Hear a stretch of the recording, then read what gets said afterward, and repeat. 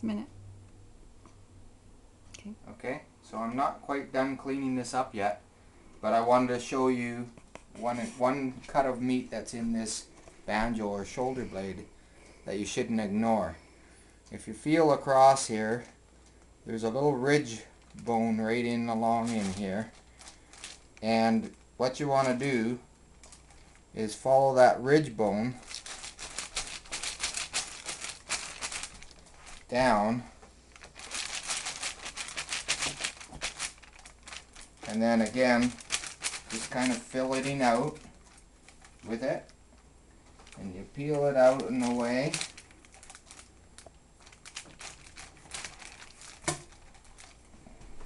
And this you'll find on all the animals there.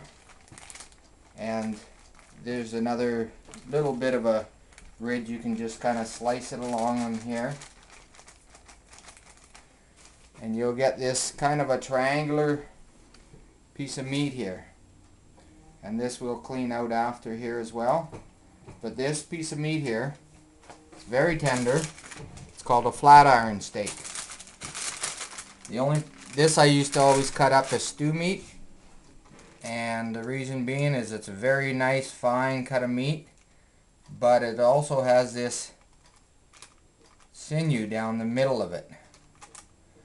And so what you need to do to make this a usable steak is you have to follow this sinew down and separate it out, and you'll end up with two halves of flat iron steak here. And again on here, all you need to do is fill it out, this bad stuff, and I'll show you that in a minute.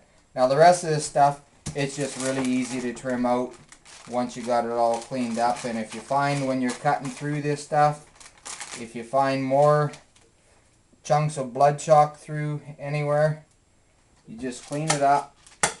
Follow the seams on this stuff if there's blood chalk in there. If not, as large as your grinder can handle, you can cut that up. It doesn't matter, a little wee bit of fat like this and a bit of gristle, but you definitely don't want any hair going in there. So if you find it when you're going, get rid of it. My grinder will handle stuff that big. If you like stew meat, anywhere from the shoulder is a good place to cut stew meat, and you just take and cut them into 1-inch cubes. Or if you like to leave bigger pieces to your liking, you just cut it all up. And I'll show you all that after. So the rest of this I would just bone out for a burger trim. And right here, where the bullet went through,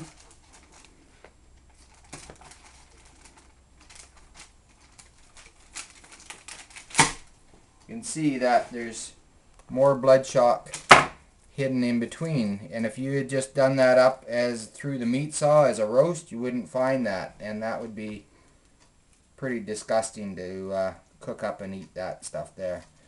So by boning it out, you get the opportunity to clean up as you go, and it's just a real simple, easy thing to do. You can see there's blood in between the meat, even though here the meat seems to be pretty good, so you don't want any of that in.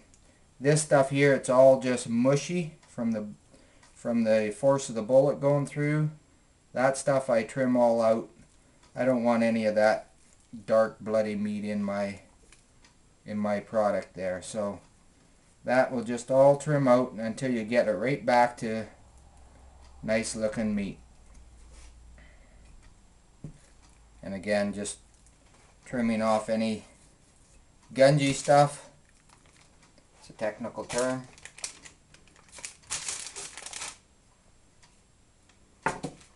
And once you have a nice chunk of meat there, you're ready to go. So that's how I would bone all this out here.